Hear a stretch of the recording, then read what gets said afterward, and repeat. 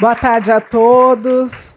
Eu gostaria de agradecer a Colgate pela oportunidade de estar aqui hoje, sala cheia, última palestra do último dia do Congresso.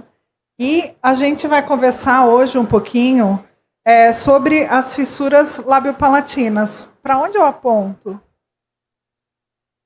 Não está indo. Não? O verde? Não está acontecendo nada. Só um minuto, gente. Bom, então, hoje a gente vai conversar um pouquinho sobre a causa das fissuras labiopalatinas e qual é o papel dos cirurgiões dentistas dentro da reabilitação dessas crianças. Além disso, eu vou trazer um pouquinho de inovação do que o meu grupo de pesquisa desenvolveu, que é fazer osso para as crianças com fissura labiopalatina a partir das células-tronco da polpa dos dentes decíduos.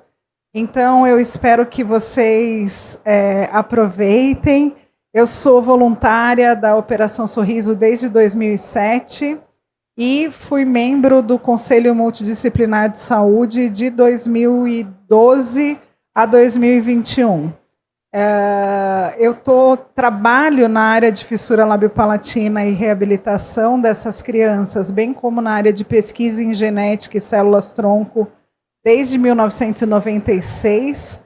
E, por incrível que pareça, a gente tem poucos profissionais na área de odontologia envolvidos com esse tema fissura labiopalatina. Então, antes de eu começar a falar sobre o papel do cirurgião dentista na reabilitação dessas crianças, eu vou mostrar um pouquinho para vocês sobre o que é a nossa ONG e o que a gente faz e qual a importância de nós termos mais pessoas engajadas como dentistas na reabilitação desses pacientes. Hoje a gente sabe que no Brasil a gente tem uma incidência de 1 para 650 nascimentos para essa patologia, o que é uma incidência muito mais alta que síndrome de Down, por exemplo, que a incidência é 1 para 2.000. E muitas pessoas não sabem o que são as fissuras labiopalatinas. Então vamos falar um pouquinho sobre a nossa ONG.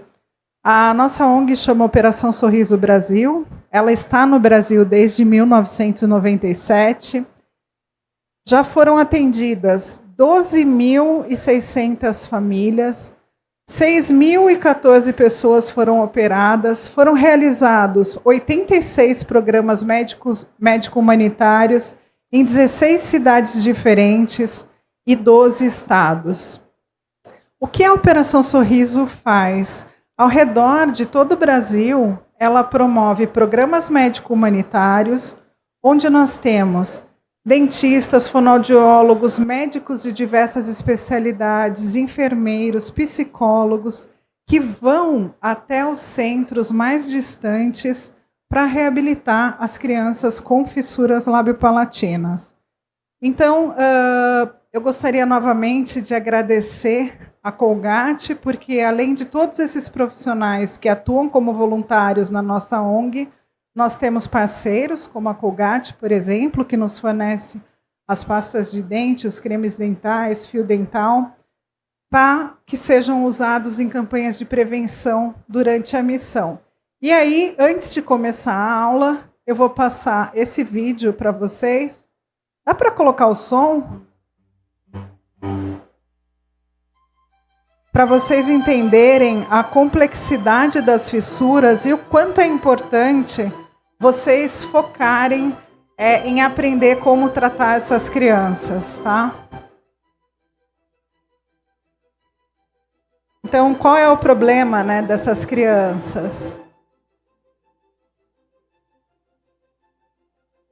Em algum lugar do mundo, nasce uma criança com fissura num universo de incertezas, devido à marca dessa deformidade facial que é a fissura labiopalatina. 1 em 10 crianças nem vão ver o primeiro aniversário e eles lutam para crescer, para beber como as outras crianças, para serem aceitos. E para essas crianças o tratamento, obviamente, leva a esperança, transformação, para a criança, para a família que está ao redor, para o país e para todos nós. Todos os dias, ao redor do mundo, nós geramos mudanças, capacitamos pessoas para ensinar, para se voluntariar e para fazer diferença na vida dos outros. E em 45 minutos, a gente pode transformar o desespero em possibilidade se a gente mostrar o caminho para médicos do mundo inteiro, para transformar a exclusão em inclusão, para não desviarmos o olhar do poder do sorriso. Dos pequenos corações direto aos nossos, o que a gente tenta promover é a reabilitação completa dessas crianças. E o cirurgião dentista ele tem um papel extremamente fundamental nessa reabilitação. Então, isso é o que a nossa ONG faz, ir até onde estão essas crianças para promover reabilitação para eles. Aí, a gente vai falar um pouquinho sobre os conceitos de fissura, como elas são e o que elas são.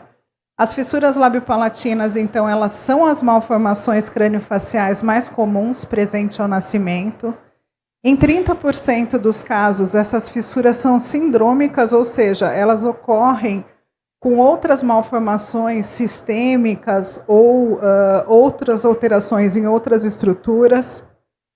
E as não sindrômicas, a gente só observa as fissuras. Aqui a gente tem exemplo das fissuras como malformações congênitas, das fissuras decorrentes de sequências, quando um evento durante a embriogênese leva ao aparecimento do outro e do outro. Aqui um exemplo de sequência de Pierre-Robin, onde durante a embriogênese, a micrognatia impede a língua de abaixar, impede o fechamento do palato, e aí a gente tem a sequência de Pierre-Robin. E ali é a síndrome de Treacher-Collins, que o paciente tem a fissura associada. Então é importante que a gente saiba que existe uma classificação para as fissuras labiopalatinas e as mais diferentes formas podem ser observadas. Então, fissuras incompletas, fissuras completas de lábio, fissura pós-forame incisivo, transforame incisivo, uni ou bilateral e as fissuras de úvula.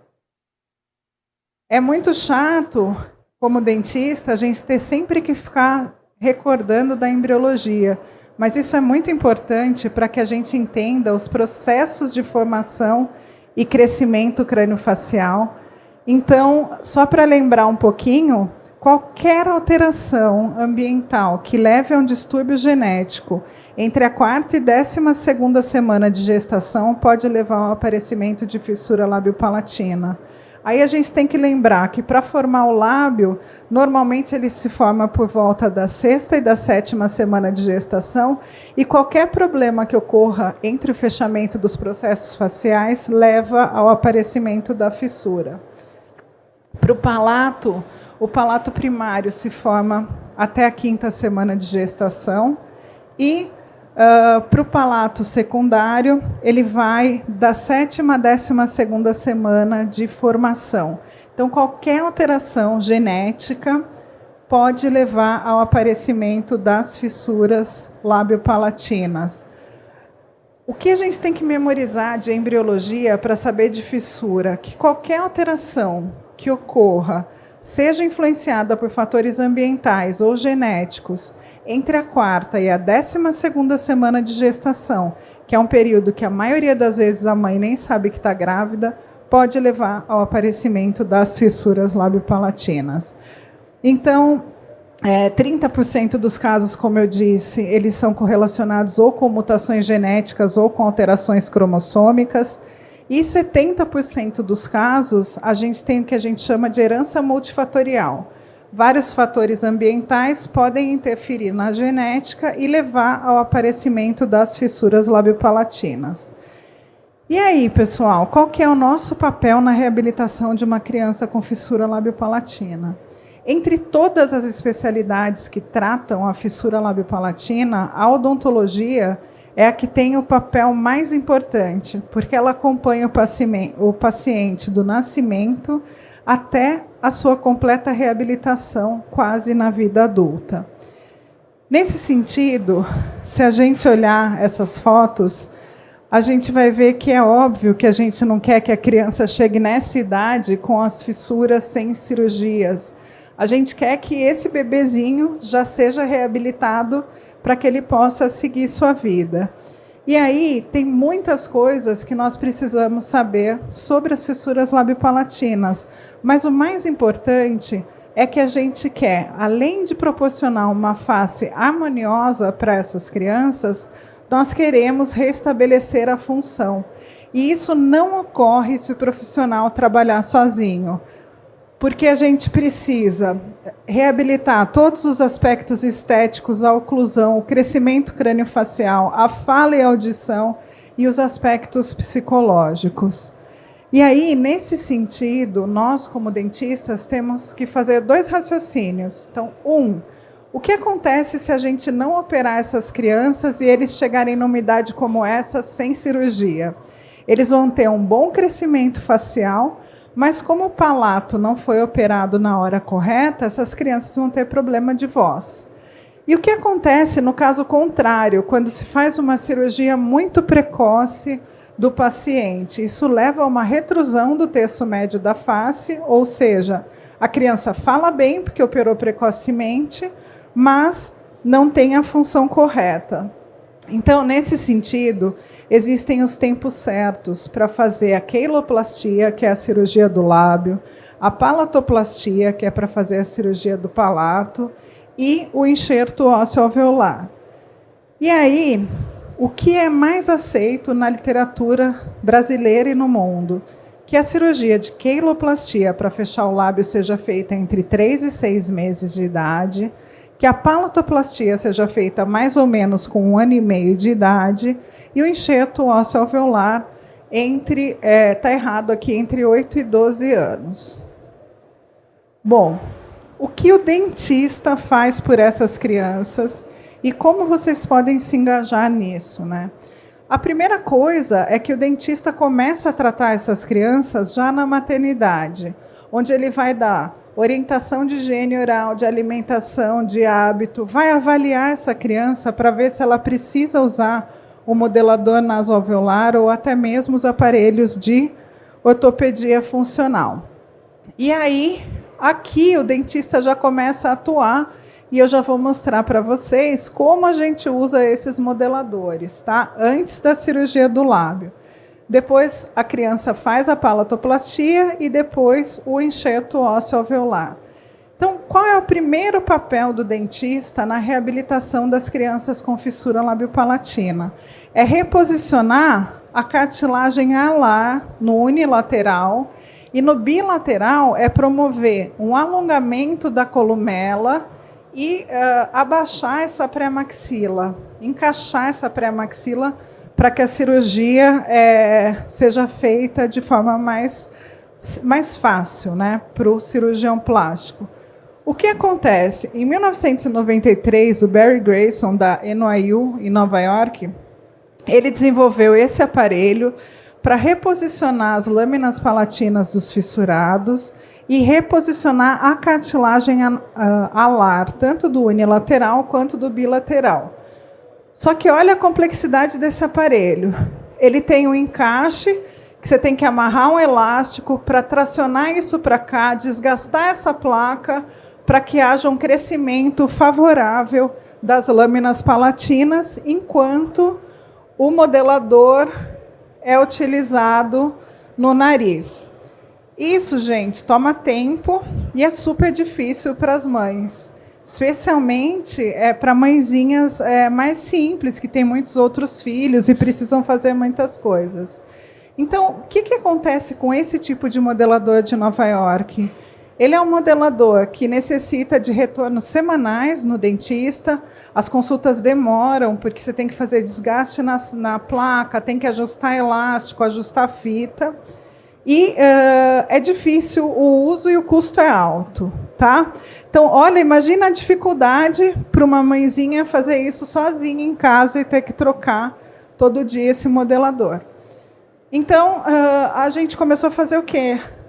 No Brasil, baseado em grandes professoras, como a doutora Lucida Alva Lopes, a Lídia Protzenco Cervantes, a gente começou a acoplar nos aparelhos ortopédicos o modelador nasal. Então, assim que o bebezinho nasce, a gente molda, e aí a gente acopla o modelador nasal no aparelho ortopédico. E esse é o aparelho ortopédico, no qual a gente acopla o modelador nasal, tá? Esse aparelho ortopédico ele é colocado na boquinha dos bebês com cola, com fixodente. E aí o tempo foi passando e o monastério desenvolveu um modelador nasal externo que reposiciona também essa cartilagem nasal e, junto com fitas elásticas, ele consegue reposicionar a maxila dessas crianças. Bom, no trabalho do monastério, ele mostra que só usando as fitas elásticas e o modelador, ele consegue reduzir a distância das lâminas palatinas e reposicionar a cartilagem alar da criança antes da cirurgia. E aí a gente começou a trabalhar com essa técnica, o que facilitou muito a vida num serviço público. Porque a gente dobra esses modeladores com fio de ortodontia, essas crianças retornam na primeira consulta depois de 15 dias e depois elas só voltam uma vez por mês até o tempo da cirurgia. Então, aqui para a gente ver a eficiência do uso das fitas no reposicionamento da cartilagem nasal. Nos bilaterais, aqui a gente vê que o bebê quase não tem columela e a pré-maxila super projetada. Depois de usar os aparelhos, a gente vê a pré-maxila encaixada e a columela completamente alongada. Aqui um outro caso de bilateral, a pré-maxila super projetada, o uso da fita do modelador nasal, o alongamento gigante de columela que a gente teve aqui e o reposicionamento desta pré-maxila. É super interessante que, às vezes, a fissura é bilateral, mas a gente começa o tratamento com um modelador unilateral, tá vendo? Para deixar essa narina igual à outra, e daí no final do tratamento a gente coloca o modelador bilateral para ajustar as duas narinas. As crianças mamam, fazem tudo com esses modeladores. O que é mais interessante, o que motiva essas mães a utilizarem esses aparelhos? É a sala de espera, gente, do consultório, do hospital, porque elas chegam com o aparelhinho, a fitinha que dá trabalho, e vem uma bebezinha assim, que tinha fissura completamente reabilitada. E aí elas perguntam para a mãe, né? Como ela era? E aí a mãe mostra a foto, mostra que usou e como ficou o resultado. Isso motiva demais. Então, aqui a gente tem um caso dos gêmeos, que um tinha fissura completa, bilateral, e o outro era incompleta de um lado e completa do outro. Então, no que tinha a fissura completa, bilateral, a gente usou o modelador bilateral, e depois da cirurgia, os gêmeos ficaram idênticos. E aí eles foram crescendo e seguindo todo o nosso tratamento. O que é importante a gente lembrar? Que não pode chupeta e mamadeira depois das cirurgias, então o dentista tem que trabalhar junto com a fono, tá? Para alimentação. E o que acontece? A gente vem há muito tempo trabalhando com ortopedia precoce, porque quando o cirurgião fecha o orbicular do lábio, ele segura o crescimento do terço médio da face. Para impedir isso, a gente acopla no aparelhinho um escudo que impede que esse músculo empurre a pré-maxila para trás e que essa mordida cruze. Outra tarefa do cirurgião dentista no bebê, ainda sem dente, é reposicionar as vertentes maxilares. E aí a gente não quer que essa maxila seja atrésica. Então a gente vai expandindo até ela ficar com um formato perfeito, facilitando a cirurgia. Então, gente, usar o modelador nasal é simples, é menos invasivo, facilita a respiração da criança, porque alonga a columela e as vias aéreas respiratórias superiores ficam desobstruídas. E a gente faz tudo isso porque a gente quer que a criança chegue 2 anos e meio, final da dentição decídua, em condições perfeitas de saúde bucal. Agora, tem algumas perguntas que ficam, para a gente. É fácil usar um modelador? Qualquer pessoa pode instalar? Como você controla vetor e força? Gente, não é fácil usar o modelador, não é fácil controlar vetor e força. E o que tem acontecido é que muita gente, sem treinamento, começa a colocar os modeladores e aí usa fita elástica super apertada. Essa fita elástica ela faz a mesma função do orbicular do lábio, ela segura o crescimento do terço médio. E aí o que acontece? O fissurado bilateral, ela joga essa pré-maxila para trás. Aí a gente tem que fazer o quê?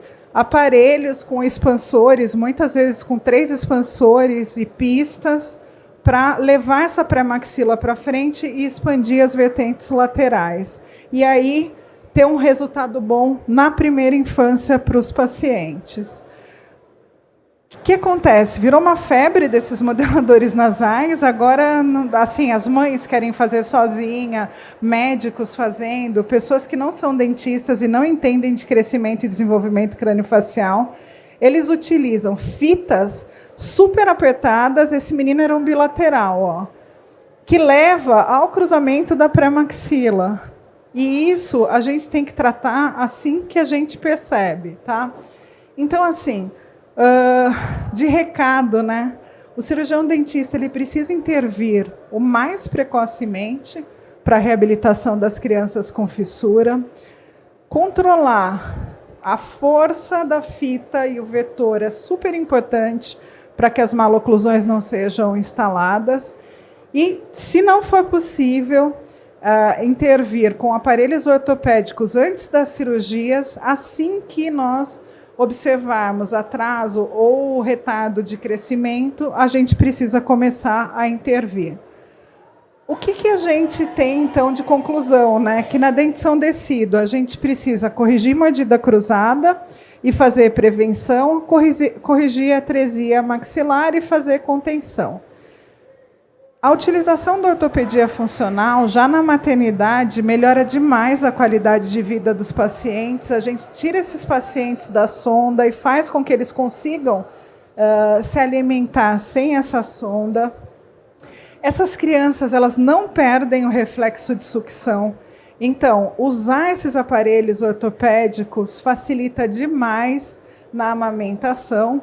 E é claro que a gente não pode esquecer da higienização, de todas as orientações para as mães. Super importante, bactéria da boca tem afinidade ao coração, a gente não pode deixar uma criança pré-queiloplastia ir para uma cirurgia com esse nível de higiene oral. Então, tem que prestar atenção em higiene oral dos fissurados. E aí a rotina do odontopediatra é, depois de 6 meses, começa a ver essa criança, e aí, se tiver risco alto de cárie, vê 2 vezes por ano, se tiver risco baixo, 1 vez por ano.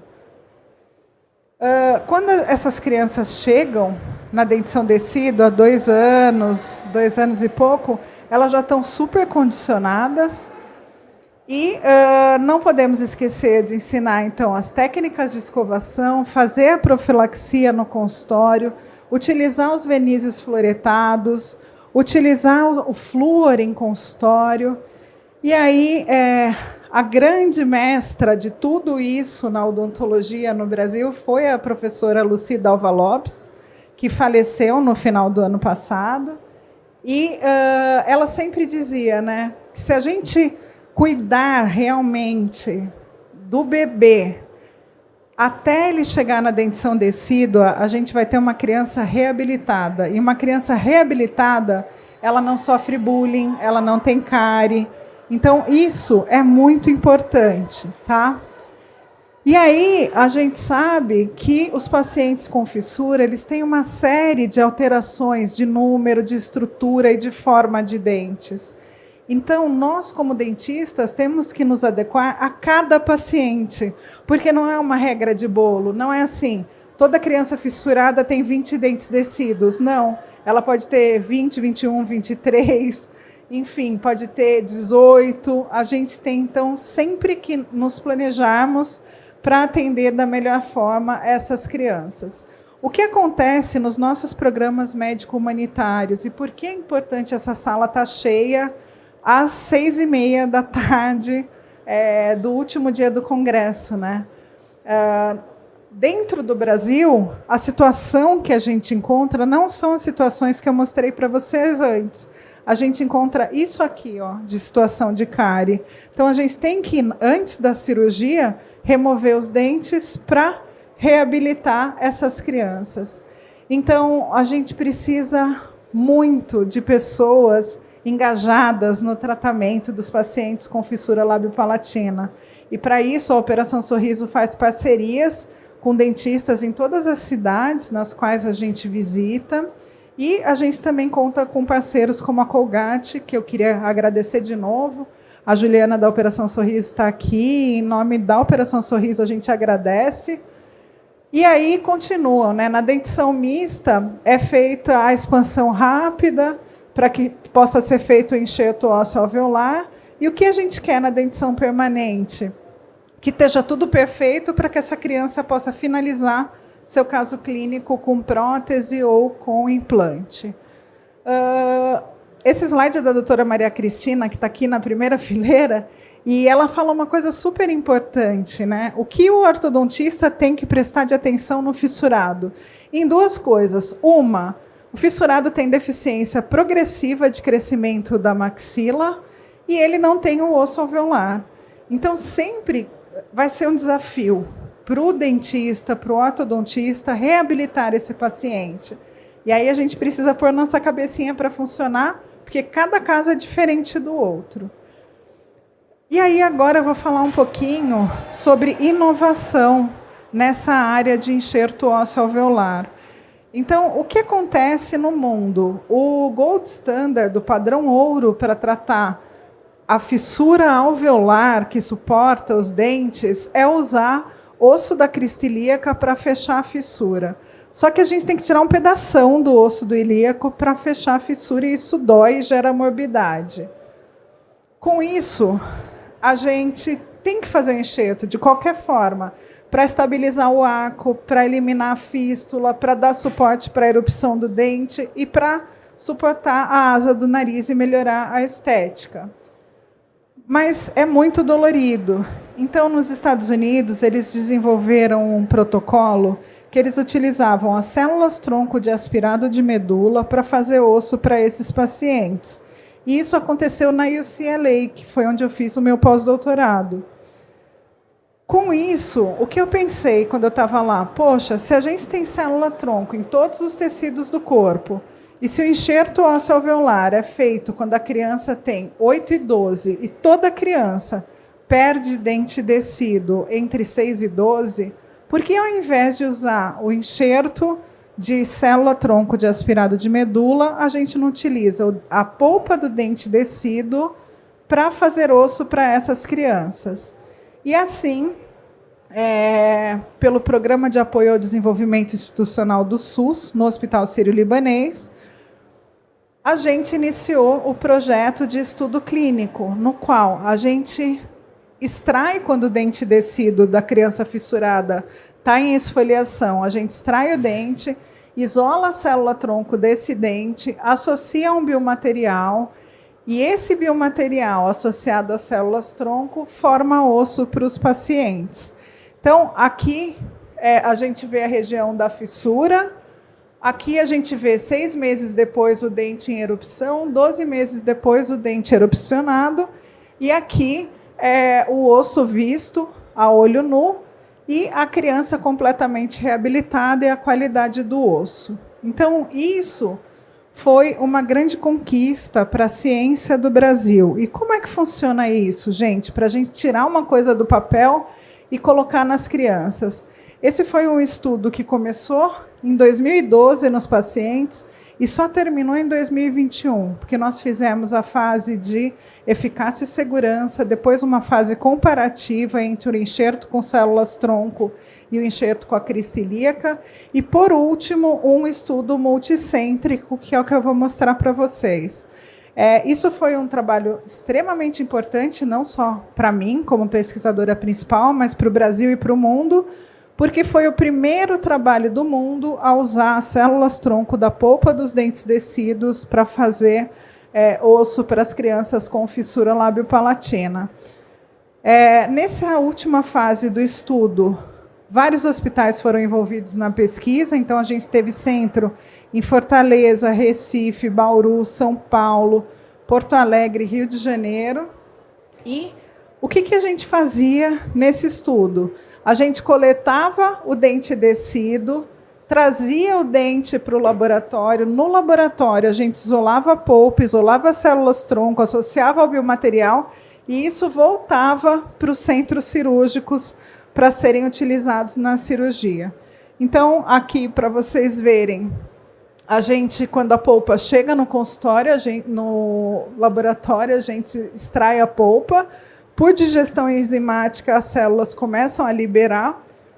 A gente caracteriza essas células, mostra que elas se diferenciam para cartilagem, osso e gordura, testa o cariótipo delas, e aí sim a gente associa essas células ao biomaterial. E esse conjunto vai para o centro cirúrgico para preencher a região de fissura. E aí, antes da cirurgia, a gente vê que não tem osso, e depois da cirurgia, a presença do osso e o dente canino em erupção. Aqui um outro caso, sem osso antes da cirurgia, com osso 12 meses depois. Outro caso, sem osso, com osso. E a gente faz tudo isso para o benefício das crianças. Quando a gente termina esse multicêntrico, nós vemos que não existe diferença de formação óssea quando se usa o ilíaco ou quando se usa a polpa de dente. Os resultados são estatisticamente idênticos. Mas o que a gente percebe? Que é muito melhor usar as células-tronco da polpa dos dentes descidos. Por quê? A gente consegue diminuir a dor, diminuir o número de médicos, o número de profissionais no centro cirúrgico e o tempo de internação. Quando a gente faz uma comparação, a gente vê que tanto as células quanto o osso ilíaco têm a mesma eficiência, mas para fazer célula é mais caro. Por que ficou mais caro? Porque o nosso dólar está 5:1 e tudo que a gente usa é importado. Se eu fizesse o mesmo estudo nos Estados Unidos, Europa ou Japão, eu teria um resultado custo-efetivo. Mas agora a gente vai repetir esse estudo. Por quê? Quando eu terminei tudo isso, no meio da pandemia, a Anvisa soltou uma resolução que, para se implementar tratamento com produto de terapia celular, isso tem que ser registrado na Anvisa. Então, eu fiz uma parceria público-privada com o Hospital de Joinville, que já havia participado na última fase do projeto, e a empresa R-Crio, e agora a gente está continuando isso. A gente também escreveu um manual de engenharia de tecido ósseo para o SUS, e aí essa é a fase que a gente está. Então, teve toda uma fase que eu só trabalhei com célula, depois biomaterial, depois animais, fase 1, 2 e 3 de estudo clínico. Cheguei aqui com resultado positivo, a Anvisa soltou a lei.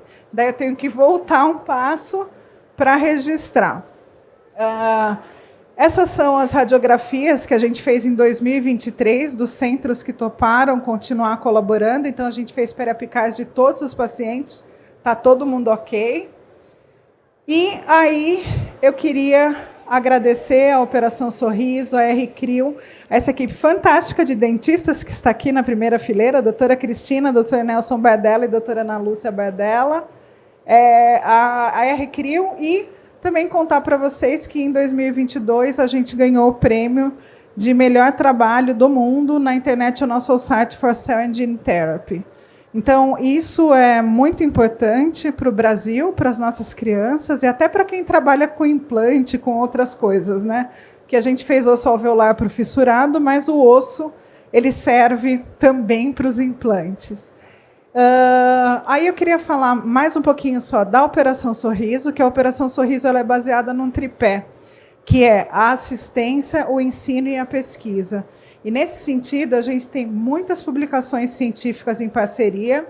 Eles têm uma parceria com o Centro de Estudos do Genoma Humano da USP, onde estão descobrindo novos genes, novas oportunidades terapêuticas. Tem uma parceria comigo, onde a gente faz a coleta das células-tronco durante as missões.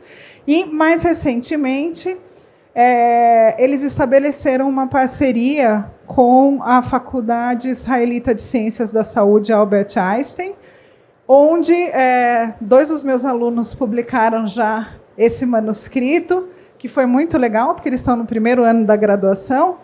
E essa parceria de pesquisa e ensino entre a Operação Sorriso e a Faculdade Israelita de Ciências da Saúde, Albert Einstein, promoveu a criação de um clube estudantil, que se chama Sorriso Paulista, que tem por função promover ensino, pesquisa, assistência e divulgação das causas das fissuras. Então, eu queria chamar a Isa e a Gabi, que são a presidente e a vice-presidente, só para elas contarem um pouquinho para vocês do que é fazer ensino, pesquisa, divulgação e o que é o clube estudantil delas. Então, meninas, se vocês puderem, e se puder trocar a apresentação, tá bom? Muito obrigada. Depois eu estou à disposição para as perguntas.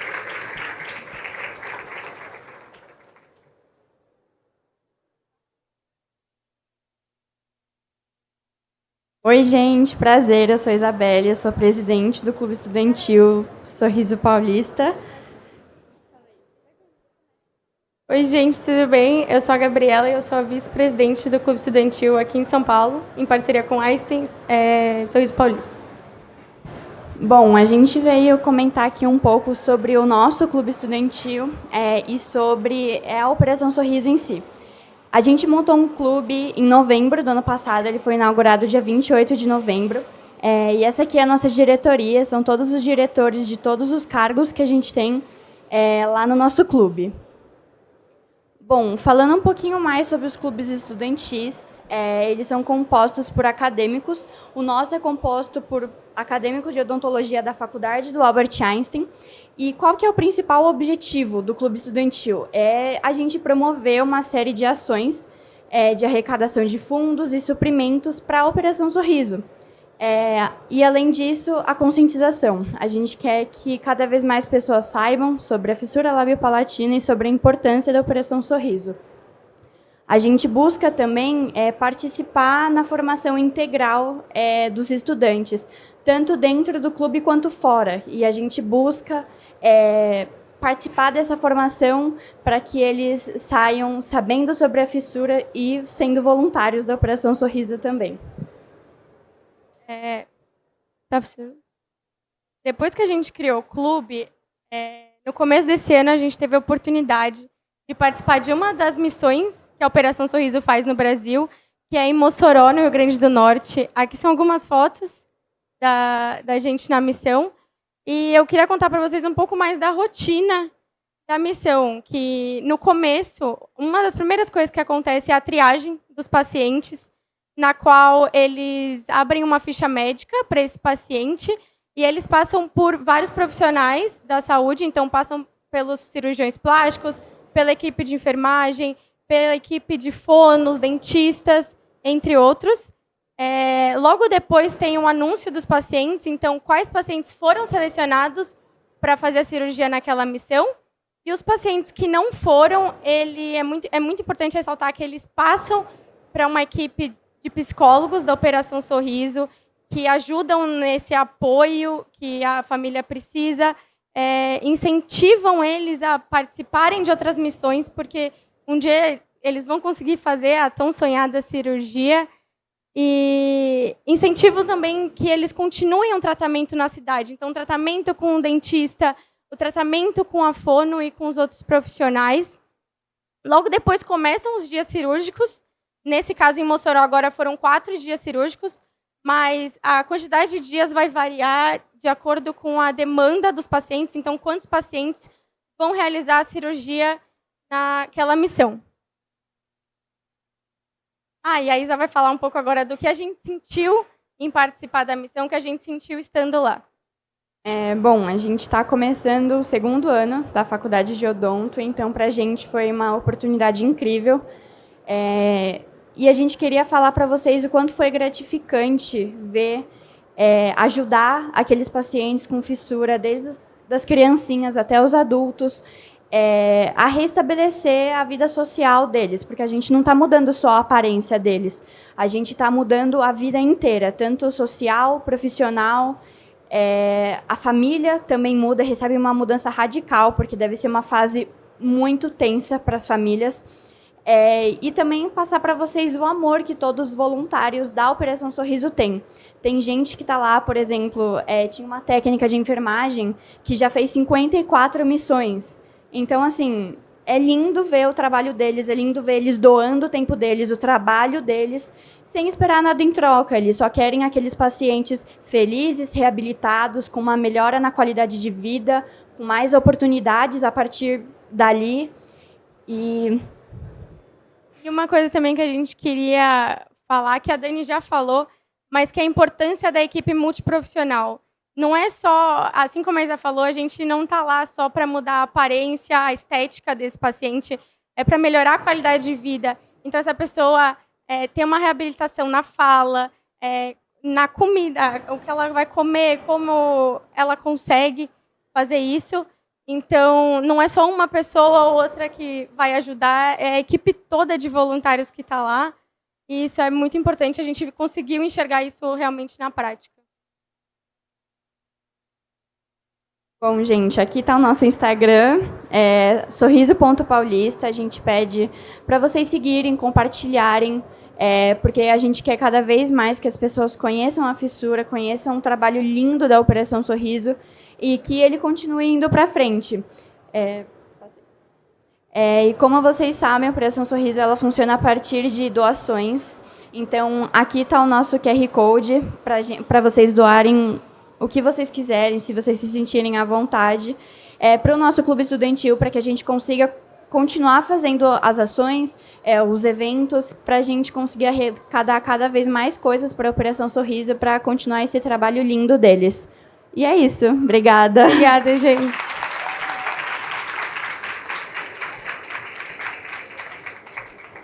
Eu queria super agradecer as meninas e para os jovens que estão aqui, né, se motivarem.